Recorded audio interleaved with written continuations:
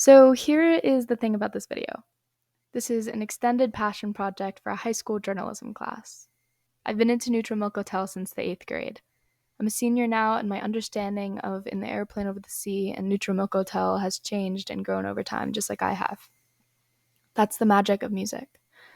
Nothing is ever set in stone. I assume if you're sitting down to watch this, you've already listened to In the Aeroplane Over the Sea, but if you haven't, or that's the only thing from them that you've listened to, I encourage you to listen to some of their stuff before you watch this. As we get into this, I want to say that this is a long, research-heavy project, so here are some of my sources on the front end. 33 and a Thirds in the Airplane Over the Sea by Kim Cooper, Genius Lyrics, Jeff Clock and his incredible lecture at the Strand, the Elephant Six documentary, and a Pop Matters 2015 article about the album. All of these, including other sources that I will mention later on in the video and photo sources, as well as background video sources, will be linked in the description below. Without further ado, let's get into it. Chapter 1.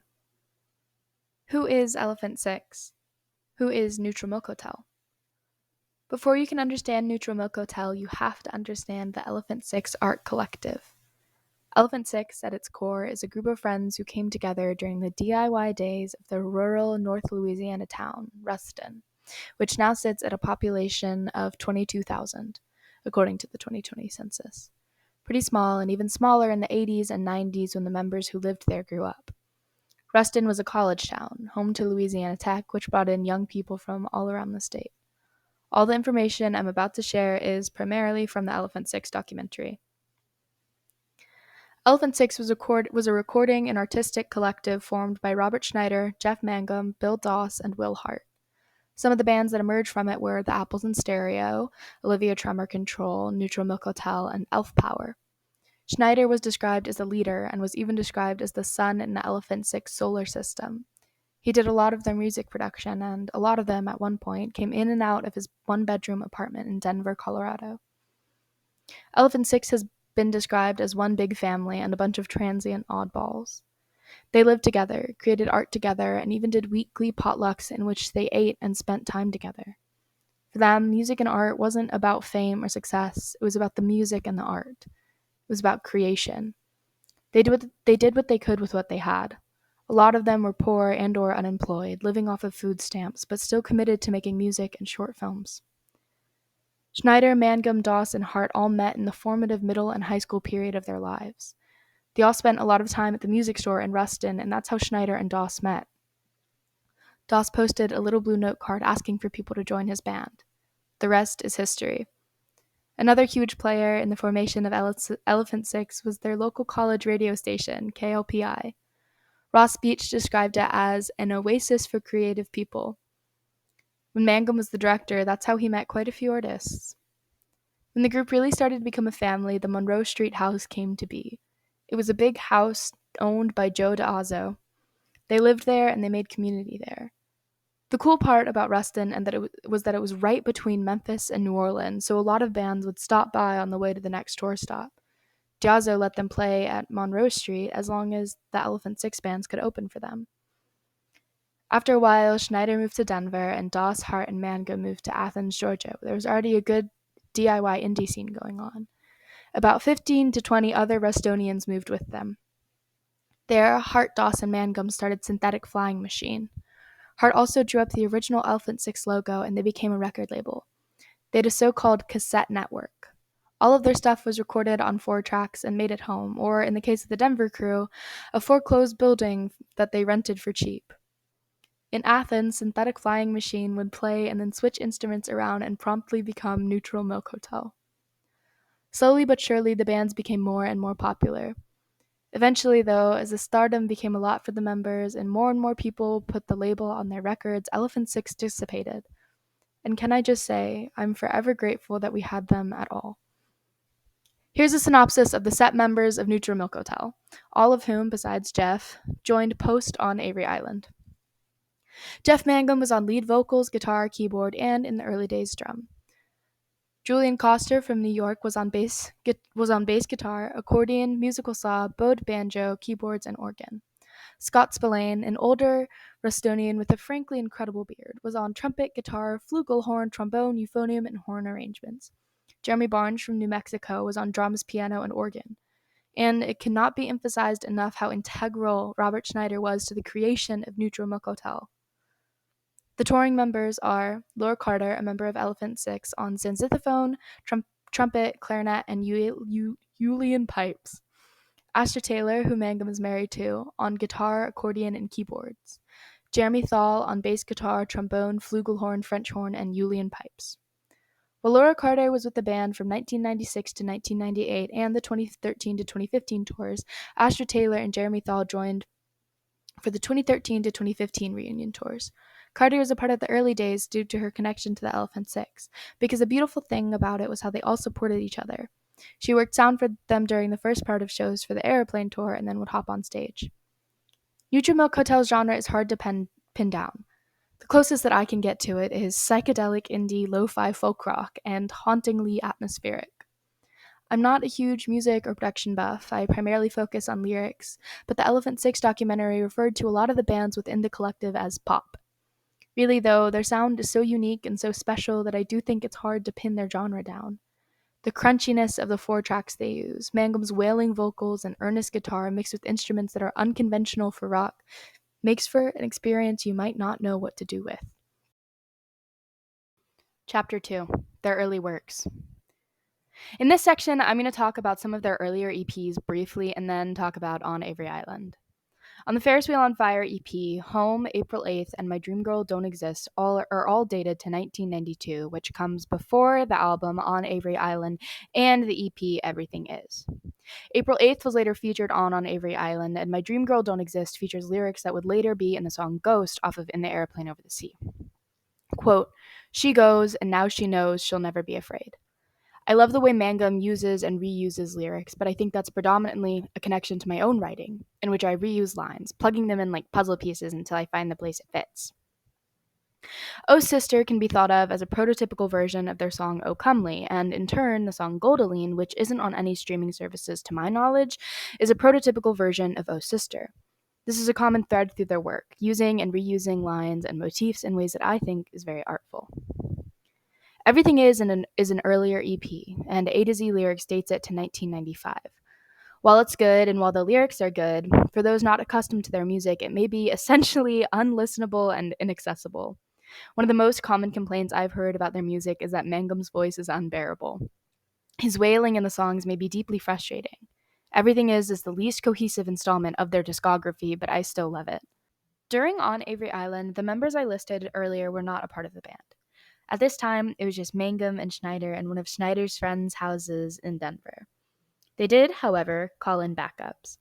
Rick Benjamin, a trombonist, played horns for Song Against Sex, and Lisa Janssen from Secret Square played fuzz bass for You've Passed and Garden Head. Spillane has said that it cannot be emphasized enough how much influence Benjamin had on their brassy sound. More Denver musicians also came in to create Pre-Sisters Swallowing a Donkey's Eye. Marissa Bissinger, Hillary Sidney, Dane Terry, Lisa Janssen, and Aaron Reedy all played Indonesian instruments for the quote-unquote drone within it.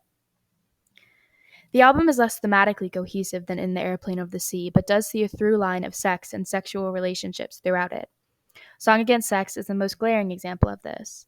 On this song, specifically the title, Mangum said, quote, "I'm grossed out about sex being used as a tool for power, about people not giving a shit who they're putting their dick into. I find that really upsetting. I've known a lot of people that have been heavily damaged by some asshole's drunken hard-on, and that stuff really upsets me. It's not against sex itself." End quote. I think this quote can almost encapsulate the whole album. Some lines that I love about this idea are, quote, "So why should I lie here naked when it's just too far away from anything we could call loving and love worth living for? So I'll sleep out in the gutter, you can sleep here on the floor, and when I wake up in the morning, I won't forget to lock the door. Because with a match that's mean and some gasoline, you won't see me anymore." End quote. Quote, "Your teeth believe that teeth are for tearing. Tear into me and the scent of you sweating. Smells good to me as long as we keep in our clothes." End quote. Quote, "And I don't wish to taste your insides or to call out your name through my phone, for the glory boys at your bedside will love you as long as you're something to own." End quote. I love all these lines and the way they address unhealthy relationships with sex and commitment. My favorite song on the album is Three Peaches. The song is about suicide and one of Jeff's girlfriends who tried to take her life at a holiday party. I really love this song because I relate to it a lot. The song is bittersweet and ends with, quote, "I'm so happy you didn't die," end quote. The song just really hits close to home. On Avery Island did pretty well for how small the band was, and it received number 35 in the Village Voices Paz and Jop critics poll. The album sold roughly 5,000 copies, which was really incredible for a band that small. Following On Avery Island, Neutral Milk Hotel as we know it began to form. Coster and Mangum had been sending letters and cassettes back and forth. Eventually, Coster joined the project. They decided they needed a drummer, but then Coster got a letter from a kid in Albuquerque he'd met a few years ago. On this, Coster said, quote, "He was one of the most amazing drummers I'd ever seen. Jeremy had written me this really wonderful letter, basically saying he was being led into a far different life than I think Jeremy Barnes was supposed to live. He was going to school, and I think there are expectations for him. And there's a lot bursting out of him that needed to be realized. I think he was sensing that his destiny was elsewhere. Somehow, Jeff and I got on a train and went to Chicago to see Jeremy." End quote. After they recruited him, they moved to New York and lived between Coster's grandma's house and his friend's house. From there, Mangum decided to recruit Scott Spillane, who was an older and cooler Rostonian. According to the 33 and a third book, when Mangum recruited Scott Spillane for the band, he was working at a pizza shop in Austin and living in his van. Mangum came to visit during the middle of a rush around 2 a.m., so Spillane put him to work. Afterwards, quote, "As they sat exhausted, Jeff said, 'Man, this job sucks,' end quote, and Spillane didn't disagree. Mangum asked Spillane to join them in New York, where they were living and working on music at the time, and Spillane quit the next day. After they all got together, they were all creating and recording always. Coster stated that everything that turned into Aeroplane came out of this period of time. They had 4 tracks in every room, so every room was a space to create in. After this, they began touring, and from there, it was official. No longer was Neutral Milk Hotel just one of Mangum's many projects. They were a full-fledged band now. They moved back to Athens and settled into a few communal Athens houses. Mangum lived at 156 Grady Avenue. He shared it with Coster, Robin Cucciaro, Laura Carter, and Brian Poole. Unfortunately for Poole, he lived between Coster and Mangum, both of whom were making music late into the night. On this, he said, quote, "I had Jeff pacing the room with his acoustic guitar, belting out at the top of his lungs, working through the songs. It was a really intense thing. And I've got Julian on the other side, who's bouncing a kickball for percussion and stomping his foot and recording the same song 50 times. Every day. After I moved out, Will Hart moved in for like 2 weeks and he couldn't take it." End quote. While they lived in Athens, Mangum continued to work on songs that would later become In the Airplane Over the Sea. On his songwriting, Poole said, quote, "I could tell when he would be pacing around the room that those songs would be so personal. They came from a space inside him that he wasn't even sure where it was coming from." End quote. The song In the Airplane Over the Sea has a backstory that I really love. According to the book, they were all laying outside in the backyard of the Grady Avenue house, some of them on MDMA. And Mangum suddenly sat up and ran inside, saying, quote, "I got a song in my head," end quote. Thus, the title track was born. Their early works are incredible, though often overlooked and underanalyzed. I hope as time goes on, maybe more people will want to dig deep into their EPs and On Avery Island. Avery Island is quickly overcoming Aeroplane for my favorite album by them. Chapter 3: In the Airplane Over the Sea Lyrical Analysis. It has to be said that all of this album is entirely up to interpretation. Mangum has said, when asked if a specific part of O Comely was about Anne Frank, that no, it's not, but if you want it to be, it is.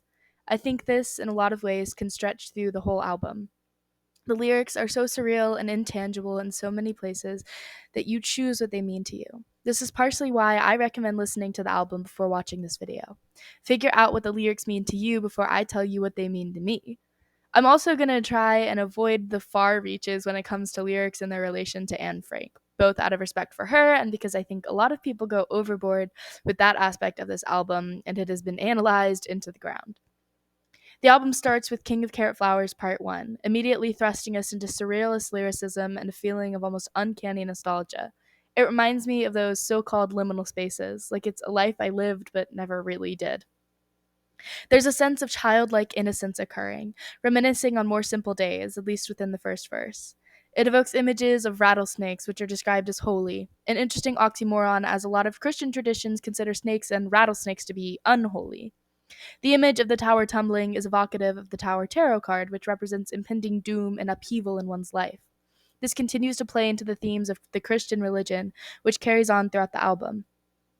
The next verse thrusts you into a world of familial dysfunction, with the mother sticking a fork into the father's shoulder. One thing to note is the difference in the way Mangum introduces these characters. Your mom versus daddy's implies that the mother may not be the narrator's biological mother, but instead a stepmother or something similar. The third verse brings us into themes of sex and sexuality, and one of my favorite themes of the album, love merging. This is where we start to get a little complicated and into some philosophy, but hold on and bear with me because I promise it's worth it. Love merging at its core is the concept of the lover and the loved becoming one, being so deeply in love that they simply must combine into one being. It appears first in the Bible in the book of Genesis. Quote, "That is why a man leaves his father and mother and is united to his wife, and they become one flesh." End quote. Genesis chapter 2, verse 24. It emerged again with Plato's Symposium. In it, a character talks about how all lovers begin as essentially two peas in a pod.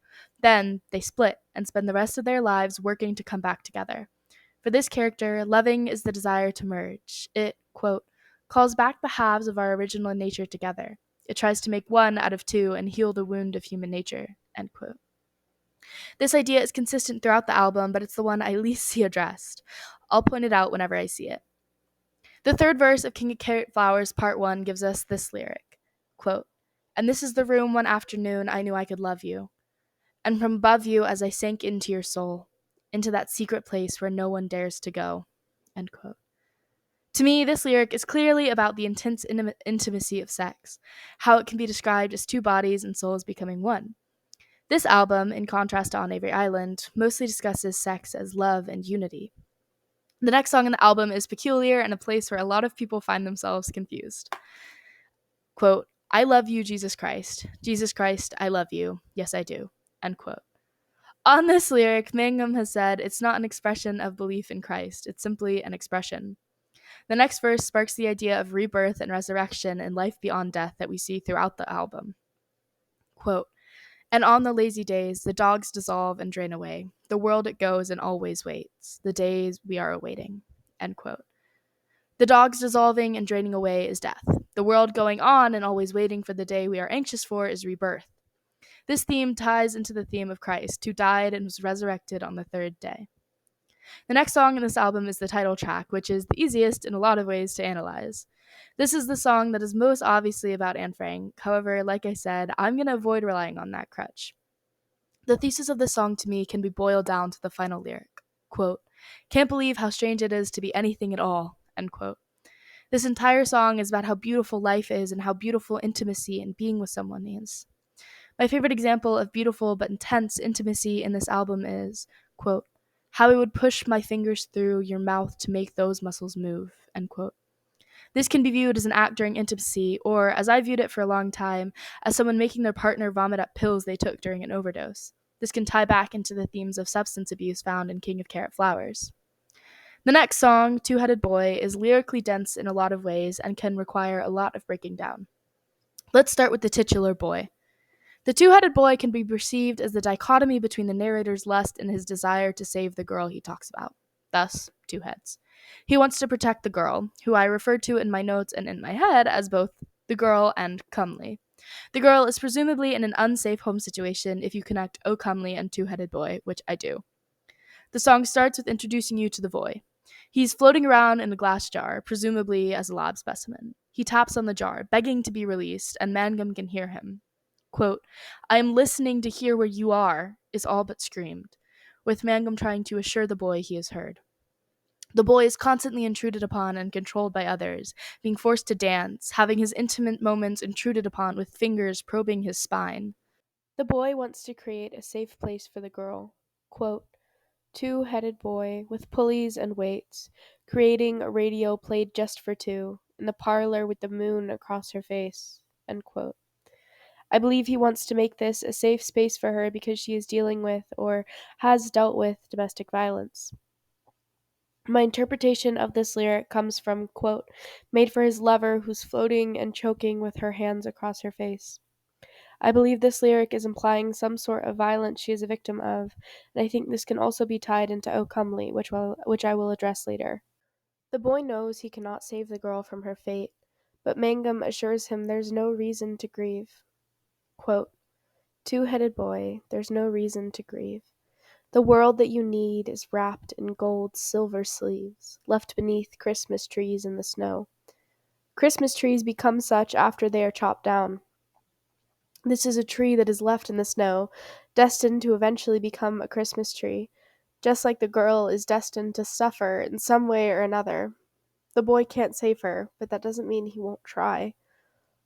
Another cool part of this song that isn't like thematically relevant is that there's a lyric that goes, quote, put on Sunday shoes and dance around the room to accordion keys, end quote. And Two-Headed Boy transitions seamlessly into Holland 1945, including an accordion, leaving the two-headed boy to dance for all eternity. Holland 1945 is another song that is pretty clearly about Anne Frank. Holland is the province of the Netherlands that the Annex was in 1945 was when she was deported to the Bergen-Belsen concentration camp and died. In the description, I will link resources to learn about her story and the Holocaust. The opening lines of Holland 1945 are often misunderstood. Quote, the only girl I've ever loved was born with roses in her eyes. End quote. This is a line many attribute to be an allusion to the White Rose, which was a resistance movement during Nazi Germany formed and operated by young people. Information about it will be linked in the description below.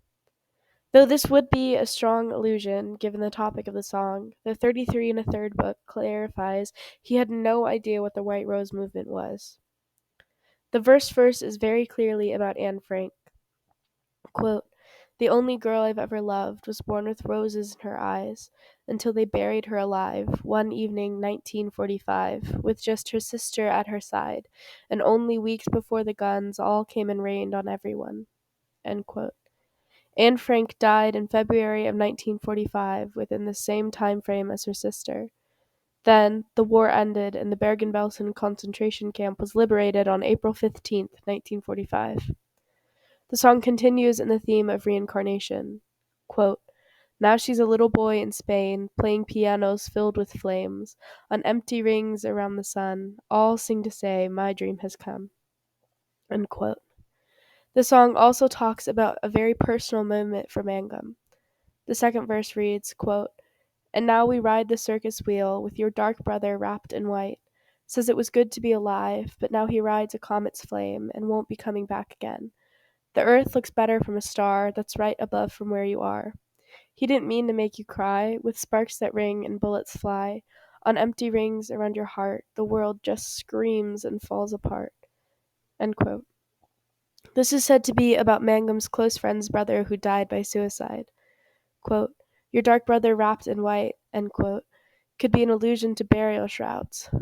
I view, quote, he didn't mean to make you cry, with sparks that ring and bullets fly, on empty rings around your heart, the world just screams and falls apart, end quote. As the response from the family of grief and Mangum's assurance that the brother's choice was his own, and that he didn't mean to hurt his family, only himself. The song continues with a theme of grief. Quote, and here's where your mother sleeps. And here is the room where your brothers were born. Indentions in the sheets, where their bodies once moved, but don't move anymore. The next song with lyrics is Communist Daughter. This song is fairly easy to break down. The communist daughter can be viewed in two ways: a young girl who is very optimistic, in the same way some communists are, or a young girl who is shared, meaning she is sexually promiscuous. This is a perversion of the ideals of communism, in the same way the description of semen stains the mountaintops can be seen as a perversion of the innocent image of a snow-capped mountain. The second verse mentions coca leaves, which is what cocaine is made out of, another allusion to drug abuse. Quote, cars careening from the clouds, the bridges burst and twist around, end quote, can be thought of as a reference to bombs in World War II. The third verse, in my opinion, is about masturbation. Quote, and wanting something warm and moving, bends towards herself the soothing, proves that she must still exist, she moves herself about her fist. Pretty self explanatory. The song ends with a repetition of, quote, sweet communist, the communist daughter, standing on the seaweed water. Seaman stains the mountain tops. Seaman stains the mountain tops. End quote. The next song is arguably my favorite on the whole album. O Comely introduces us more intimately to the girl I believe the two-headed boy is trying to save. I think of this song as being from the perspective of the boy. The first line sets the precedent that this song is talking partially about sex. Quote, O comely, I will be with you as you lose your breath. End quote. This is a double entendre. Le petit mort is French for a little death, and is often used as a euphemism for orgasm. The verse goes on to talk about how the girl had sex and it wasn't what she thought it would be. Quote, but oh comely, it isn't as pretty as you'd like to guess. In your memory, you're drunk on your awe to me. It doesn't mean anything at all. End quote. This song has a lot of moments of surrealism. Quote, all of your friends are letting you blow, bristling and ugly, bursting with fruits falling out from the holes of some pretty, bright and bubbly friend you could need to say comforting things in your ear. End quote. Lyrics that you need to sit with to decide what they mean to you. The song also establishes a theme of infidelity that the girl is trying to cope with. Quote, your father made fetuses with flesh-licking ladies while you and your mother were asleep in the trailer park. It also shows how the girl copes with this. Quote, thundering sparks from the dark of the stadium, the music and medicine you needed for comforting. So make all your fleshy fingers to moving, and pluck all your silly strings, and bend all your notes for me. And soft, silly music is meaningful, magical. The movements were beautiful, all in your ovaries. End quote. She copes with music and her relationship with the boy, but it went wrong. Quote, all of them milking with green fleshy fingers, while powerful pistons were sugary sweet machines, smelling of semen all under the garden, was all you were needing when you still believed in me. End quote. The idea of the girl being hurt by the boy is seen earlier and repeated later in the song. Quote, say what you want to say, and hang for your hollow ways, moving your mouth to pull out all of your miracles aimed for me. End quote. The boy sees her through a lens of lust and a thing to protect and save, instead of an actual person. The song goes on to briefly, but pretty explicitly, reference Anne Frank again. Quote, I know they buried her body with others, her sister and mother and 500 families, and will she remember me 50 years later? I wish I could save her in some sort of time machine. End quote. This doesn't require much explaining. The last part of the song, however, does. Quote, Goldaline, my dear, we will fold and freeze together, far away from here. There is sun and spring and green forever. But now we move to feel, for ourselves inside some stranger's stomach. Place your body here. Let your skin begin to blend itself with mine. End quote. Parts of this lyric are also in the song O Sister, and as I previously mentioned, O Sister is a more advanced version of the song Goldaline. The story behind the song is as follows. A set of conjoined twins get lost in the forest as they're chased by a beast. Eventually, they are caught, and one of the sisters, Rose Wallace Goldaline, is eaten. The other, unnamed sister, dies after her sister does. This can connect to the thread of love merging, especially let your skin begin to blend itself with mine. Fun fact about this song, if you listen very closely at the end, you can hear someone yell, holy shit, because Mangum recorded his part in one take. It's thought to be Scott Spillane. The next song is Ghost, lyrics from which can be heard in My Dream Girl Don't Exist. On this song, Mangum has said in an interview with Puncture magazine, quote, when I started writing Ghost, we thought we had a ghost living in the house, in the bathroom, so I locked the door and started to sing to the ghost in the bathroom. That was sort of like singing about the ghost who we thought was whistling in the other room, and that kept waking me up, and then also a ghost that may or may not live within me, and ended up being a reference to Anne Frank too. A lot of the songs on this record are about Anne Frank. End quote. While he later retracted his statement that a lot of the songs on the record were about Anne Frank, the statement can hold true for this song. Quote, Ghost, ghost, I know you live within me, feel as you fly.